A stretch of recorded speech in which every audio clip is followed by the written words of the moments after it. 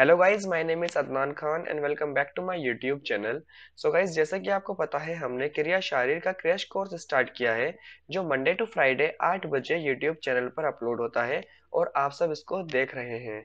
तो आज का जो हमारा लेक्चर है, लेक्चर नंबर 12, इसमें हम बात करने वाले हैं आहार परिणाम कर भाव की।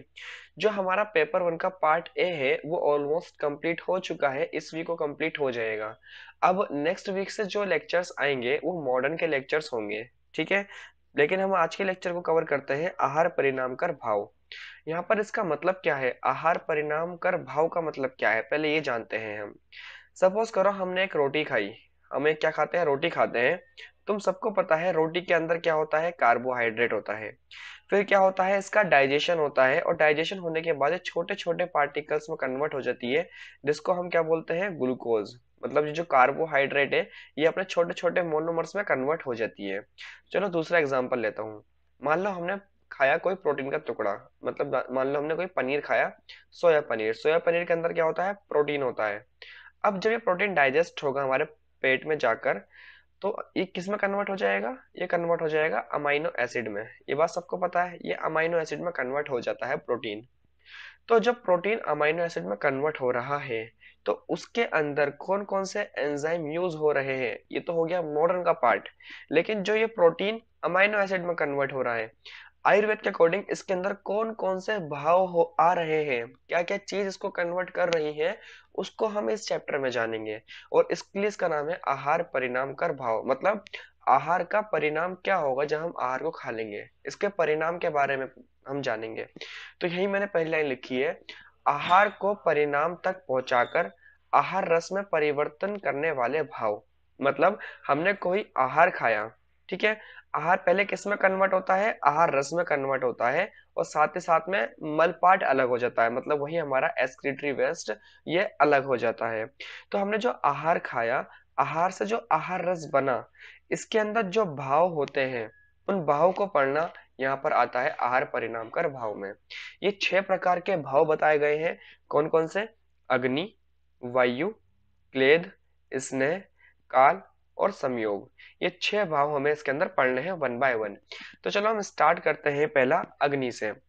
अग्नि मतलब क्या होता है, ऊष्मा। ऊष्मा और अग्नि एक ही बात है। अब इसका मतलब क्या है, देखो मैंने यहाँ पर इसके कीवर्ड्स लिखे हैं। अगर तुम ये कीवर्ड्स याद कर लोगे तो तुम्हें एग्जाम में अच्छे मार्क्स मिल सकते हैं। अगर तुम डायरेक्ट इसका मतलब लिख दोगे, अग्नि का मतलब ये होता है, और श्लोक नहीं लिखोगे, ये कीवर्ड नहीं लिखोगे इसका, तो तुम्हें मे भी कम मार्क्स मिले। लेकिन अगर तुम चाहते हो कि हमें ज्यादा मार्क्स मिले, तो तुम इसका एक कीवर्ड ये याद कर लेना। ओके, तो पहला अग्नि। तो अग्नि क्या करती है, ऊष्मा अन्न का पाचन करती है। हमने पढ़ा है जो हमारा पाचन होता है, ये जठर अग्नि के द्वारा होता है। ठीक है, तो यहाँ पर जठर अग्नि वही अग्नि है जिसकी हम बात कर रहे हैं। इसे पाचक पित्त भी कहते हैं, अग्नि भी कहते हैं और जठर अग्नि भी कहते हैं। इसका विशेष स्थान अमाशय से गृहिणी तक माना गया है। मतलब जो हमारा स्टमक है, हमारे स्टमक से लेकर हमारे इंटेस्टाइन तक जो स्थान बताया है, वो जठर अग्नि का बताया है। तो पहला भाव क्या है इसके अंदर, अग्नि। और अग्नि क्या कार्य करती है, अन्न को पचाती है। ठीक है, अगला जो दूसरा भाव आता है इसके अंदर, वो है वायु। वायु क्या करती है, तुम देखो, अगर मान लो तुमने कैंडल जलाई, ठीक है, और अगर कैंडल तुम्हारी जल रही है ऐसी, मतलब बाहर रखी है टेबल पर, तो जलती रहेगी। लेकिन तुमने क्या करा, इसके ऊपर एक क्लोज बीकर रख दिया कांच का।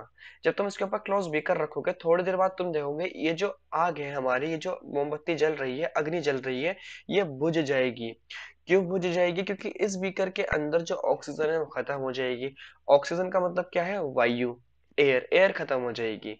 तो वायु क्या करती है, जो हमारी पाचन करने वाली अग्नि है, इसको प्रदीप करती है, मतलब इसको और ज्यादा बढ़ाती है। इसके बढ़ने से क्या होगा, जो हमारा खाना है वो इजीली डाइजेस्ट होगा। बात समझ आ रही है। तो यहाँ पर आचार्य चक्रपाणी ने बोला है, आहार को अग्नि के समीप पहुंचाना एवं अग्नि को प्रदीप करना, यह कार्य वायु के बताए गए हैं। बात समझ आ रही है।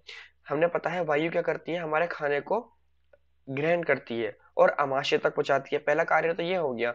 दूसरा, जो अग्नि है, अग्नि को प्रदीप करती है। अग्नि को प्रदीप करने से क्या होगा, हमारी जो अग्नि है वो और ज्यादा से जलेगी और अच्छे से हमारे खाने को डाइजेस्ट करेगी। ठीक है, अब कौन कौन सी वायु है, हमने पढ़ा था 5 प्रकार की होती है, प्राण, उदान, समान, व्यान, अपान। तो उसमें से 3 वायु जो होती है ये हमारे पाचन में हेल्प करती है। कौन कौन सी, प्राण वायु, समान वायु और अपान वायु, ये पाचन क्रिया में सहकारी होती हैं और मैंने इनका तुम्हें कार्य तीनों का लिखवाया था जब मैंने तुम्हें वात निरूपण पढ़ाया था। अगर तुमने वो वीडियो नहीं देखी तो देखो यहाँ पर आई बटन आ रहा होगा, तुम यहाँ पर क्लिक करके वो वीडियो भी देख सकते हो। ठीक है, चलो अब हम आगे चलते हैं। इसके अंदर हमने दो भाव पढ़ लिए इसके अंदर, एक अग्नि और दूसरा वायु। नेक्स्ट आता है इसके अंदर क्लेद। क्लेद से हम क्या समझ सकते हैं? तो देखो, अब जो हमारा खाना है, जो हमारा खाना मूव करेगा अंदर, तो उसमें क्या होता है, म्यूकस लिपट जाता है। उस म्यूकस को ही यहाँ पर क्लेद बोला है, जिससे ल्यूब्रिकेशन हो और खाना इजीली आगे मूव करे। तो क्लेद आहार को शिथिल या गीला करता है। इस कार्य में बोधक कफ, हमने पढ़े थे 5 प्रकार के कफ होते हैं, तो उसमें से जो होता है हमारा बोधक कफ, ये क्या करता है, हमारे खाने को गीला करता है, जिससे जो हमारा खाना है वो इजीली आगे चला जाए। और ये बोधक कफ, सॉरी, ये अमाशय में क्लेदक कफ विद्यमान रहता है, जो भोजन भोजन के साथ मिलकर इसे मृदु या शिथिल बनाता है। अगर हम बात करते हैं अपने स्टमक की, तो वहां पर एक कफ रहता है जिसका नाम है क्लेदक कफ, जो क्या करता है, भोजन के साथ मिलकर इसको मृदु बनाता है। मृदु का मतलब होता है कोमल बनाता है। बात समझ आ रही है? तो यहाँ पर हमने 3 भाव पढ़ लिए, पहला अग्नि, दूसरा वायु, तीसरा क्लेद। अब हम चौथे भाव पर आते हैं इसके अंदर, जिसका नाम है स्नेह। अब स्नेह समझने की कोशिश करो। मान लो एक दिया जल रहा है, ठीक है, इस तरीके से दिया जल रहा है। अब दिए के अंदर अगर हम घी डाल देंगे या तेल डाल देंगे, तो इसकी जो अग्नि होगी वो और ज्यादा बढ़ जाएगी। क्यों बढ़ जाएगी? क्योंकि हमने इसके अंदर घी डाल दिया है। तो इसी तरीके से अगर हम स्नेह वाली कोई चीज खाते हैं, स्नेह वाली चीज क्या करती है, जो खाना होता है उसको मृदु बनाती है, और जो हमारी अग्नि है, अग्नि को प्रदीप करती है। इसलिए यहाँ पर घी का बहुत इंपॉर्टेंट रोल बताया गया है। स्नेह अन्न को मृदु बनाता है, मृदु का मतलब होता है कोमल बनाता है।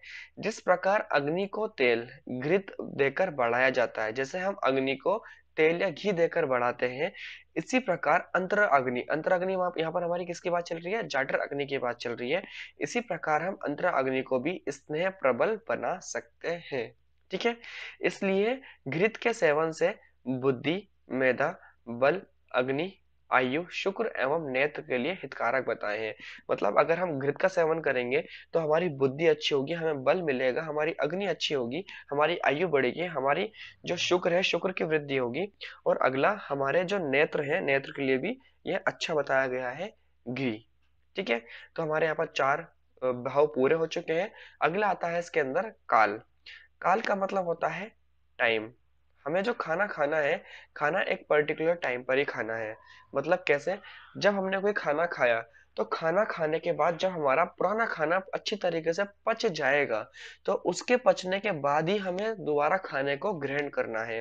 नहीं तो क्या होगा, मान लो हमने खाना खाया, वो पचा नहीं, हमने दोबारा से खाना खा लिया, तो क्या होगा, अजीर्ण मतलब इनडाइजेशन होने के चांस यहाँ पर बढ़ जाते हैं। बात समझ आ रही है?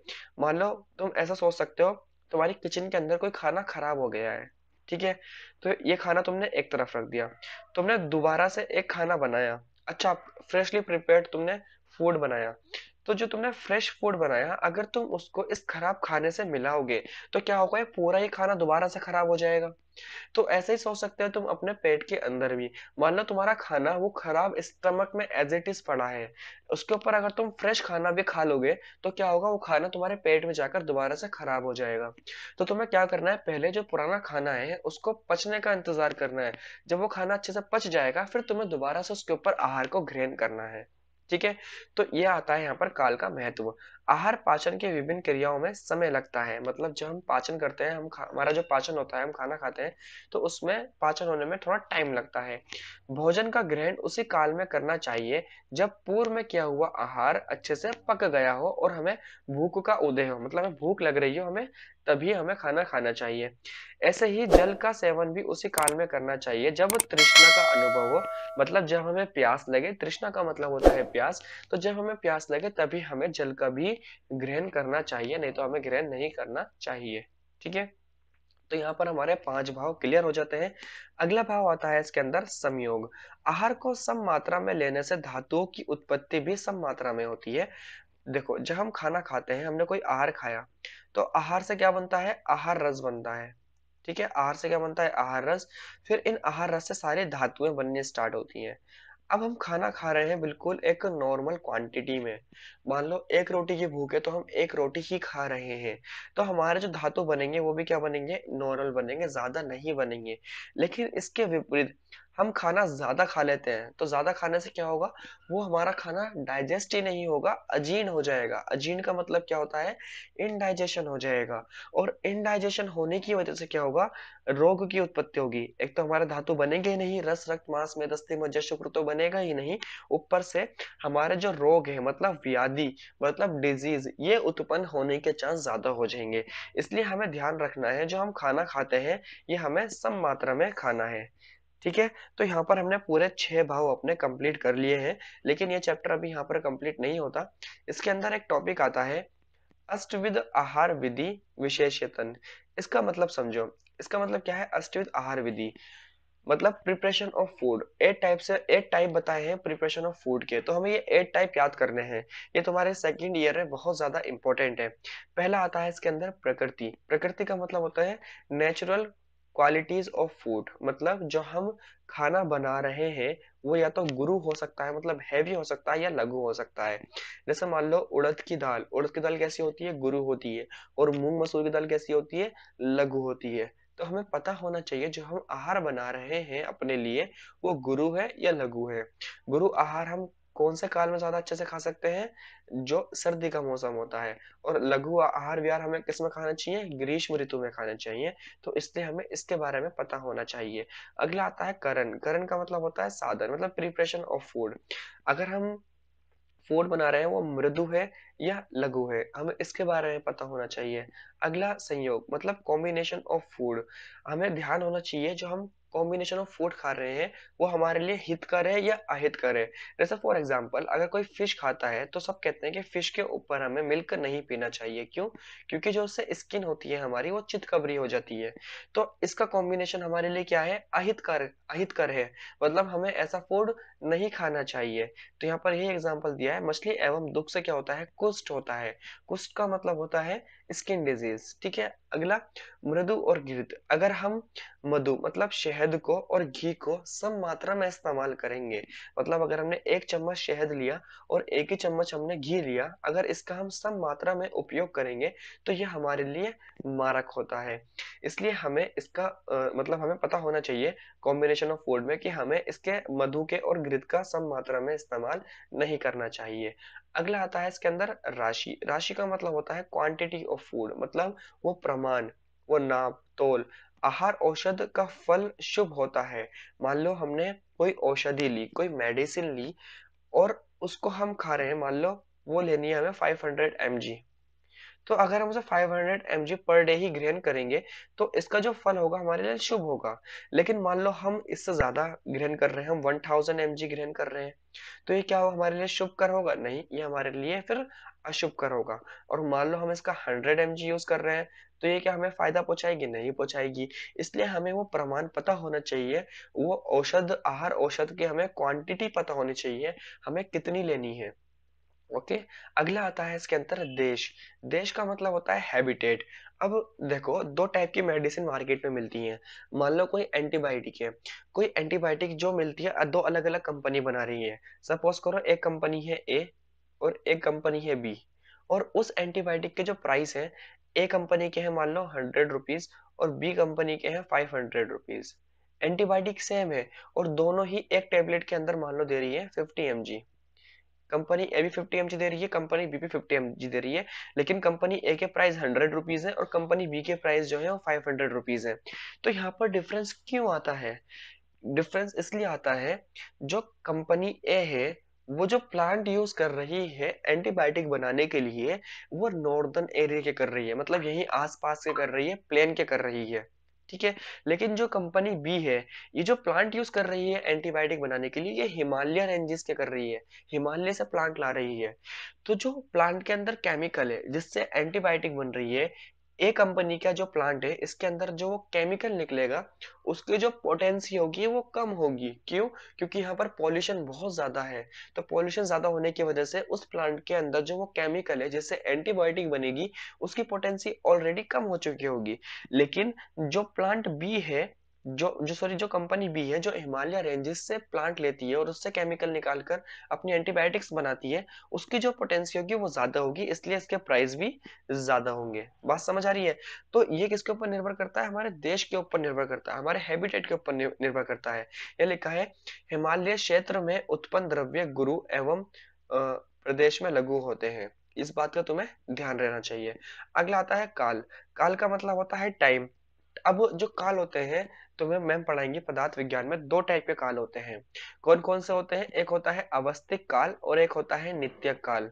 जो नित्यक काल होता है इसे बोलते हैं आरोग्य काल, मतलब इसके अंदर कोई रोग नहीं होता, मतलब ऋतुओं के अनुसार चलता है नित्यक काल, जिस जिससे से हमारी ऋतुएं चलती रहती हैं। और अष्टांग हृदय में ऋतुओं के अनुसार हमें बता रखा है कि हमें कौन से आहार का सेवन ज्यादा करना चाहिए। तो नित्यक काल क्या होता है? ऋतुओं के अनुसार द्रव्य को चुनना चाहिए। मान लो अब सर्दी का मौसम है, ठीक है, तो सर्दी के मौसम में अगर हम गुरु आहार विहार खाएंगे तो हमें इजिली डाइजेस्ट हो जाएगा, हमें पता है। लेकिन अगर गर्मी का मौसम होगा, अगर हम गुरु आहार विहार खाएंगे तो वो इजिली डाइजेस्ट नहीं होगा, क्योंकि उस टाइम पर हमारी अग्नि प्रदीप इतनी नहीं रहती है। बात समझ आ रही है? तो ये तो हो गया नित्यक काल। लेकिन नित्यक काल के साथ साथ हमें अवस्थिक काल की भी नॉलेज होनी चाहिए। फॉर एग्जाम्पल, सर्दी का मौसम चल रहा है, लेकिन सर्दी के मौसम चलने की मतलब चल रहा है, और उस पर्टिकुलर मनुष्य की जो अग्नि है वो मंद हो गई कफ के कारण। अगर अब उसकी अग्नि मंद हो गई और सर्दी का मौसम है, अगर वो गुरु आहार विहार खाएगा तो क्या उसको डाइजेस्ट होगा? उसको डाइजेस्ट नहीं होगा और अजीर्ण बन जाएगा, मतलब इनडाइजेशन हो जाएगा। इसलिए हमें अवस्थिक काल की भी नॉलेज होनी चाहिए। तो सर्दी का मौसम होगा और उसकी अग्नि मंद है, तो हमें उसको गुरु आहार विहार ना देकर हमें उसे लाइट खाना देना पड़ेगा, जैसे कि लघु आहार विहार। बात समझ आ रही है? तो अवस्थिक काल में जिस रोग से मनुष्य पीड़ित होता है, उस रोग के अनुसार आहार देना चाहिए। मतलब नित्य काल को छोड़ देना चाहिए हमें, तभी फिर हमें अवस्थिक काल पर आना चाहिए। और रोगी जिस रोग से पीड़ित है, उसके अनुसार ही हमें उसको आहार विहार का सेवन करवाना चाहिए। ठीक है, तो अष्टविध आहार में 6 हो गए। हम 7वें पर आते हैं, उपयोग संस्था, मतलब रूल ऑफ यूज। जो हम खाना खा रहे हैं उसका क्या रूल है? जैसे फॉर एग्जांपल, बहुत सारी औषधि ऐसी होती है जिसको शहद के साथ खाना चाहिए हमें, तो इसका हमें रूल पता होना चाहिए। बाकी भोजन करने का नियम, हमें खाना अच्छे से बैठ कर खाना चाहिए, चबा कर खाना चाहिए। ऐसा नहीं हम जल्दी जल्दी सटक जाए, ऐसा नहीं हम खड़े होकर खाना खा रहे हैं, ऐसा नहीं कि हम उल्टे लटक कर खाना खा रहे हैं। तो हमें ऐसा खाना नहीं खाना चाहिए, हमें रूल्स पता होना चाहिए। अगला आता है उपयोक्ता। उपयोक्ता का मतलब होता है यूजर, जो स्वयं उस आहार को ग्रहण कर रहा है उसको बोलते हैं उपयोक्ता, मतलब वो यूजर। तो ये होती है हमारी अष्टविध आहार विधि। ये बहुत इंपॉर्टेंट है, इसके ऊपर 5 नंबर में क्वेश्चन आता है, तो तुम्हें ये पूरा अच्छे से इलोबरेट करके लिखना है। मैंने तुम्हें यहाँ पर इसकी समरी बता दी है। तो यहाँ पर हमने क्या पढ़ा? आहार परिणाम कर भाव पढ़े, जो 6 भाव होते हैं, और हमने अष्टविध आहार विधि पढ़ी। ठीक है, हम आज की वीडियो में इतना ही रहने देते हैं। अगर आपको ये वीडियो अच्छी लगी तो प्लीज इस वीडियो को जरूर लाइक करके जाना, और अपनी प्रॉब्लम मुझसे कमेंट बॉक्स में पूछना। मेरे चैनल पर अभी विजिट किया है तो चैनल को सब्सक्राइब करके बेल आइकन को प्रेस कर लो, जिससे मैं नेक्स्ट वीडियो अपलोड करूं आपको उसका नोटिफिकेशन मिल जाए। Okay, thank you so much.